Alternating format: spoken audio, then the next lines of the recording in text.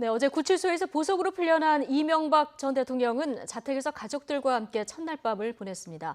경호처 직원들이 근무 교대를 위해서 집을 드나드는 것 외에는 평소와 다를 바 없이 한산한 모습인데요.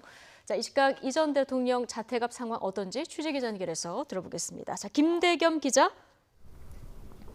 네, 서울 논현동 이명박 전 대통령 자택 앞입니다. 네, 이명박 전 대통령 석방규 자택에서 첫날 밤을 보냈는데요. 자, 현장 그 안에서 좀 들리는 소식은 없습니까? 네, 현재 정오를 조금 넘긴 시간인데요.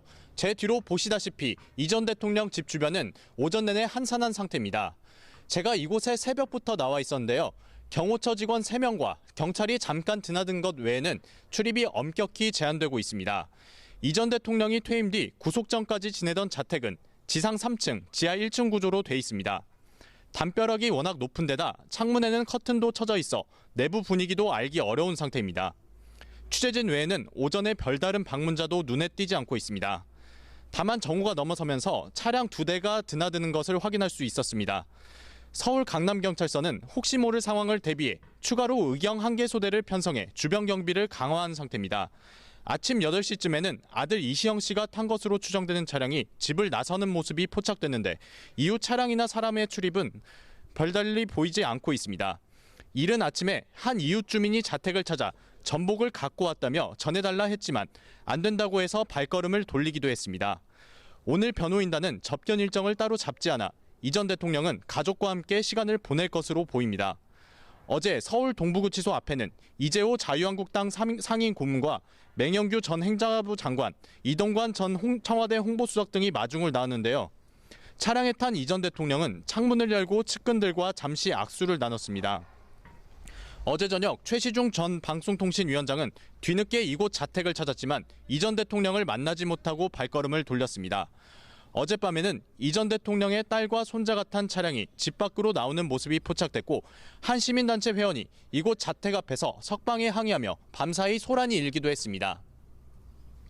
네. 자, 구속 만기일보다 한 달여 빠르게 풀려난 건데 앞으로 재판 결과에 따라서 재수감 가능성도 있는 겁니까?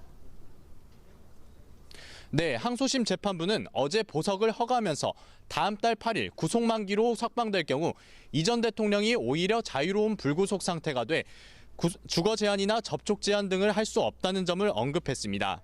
한 달 뒤쯤 어차피 석방이 불가피한 상황에서 엄격한 제한을 두는 좀 더 실리적인 선택을 한 것으로 보입니다.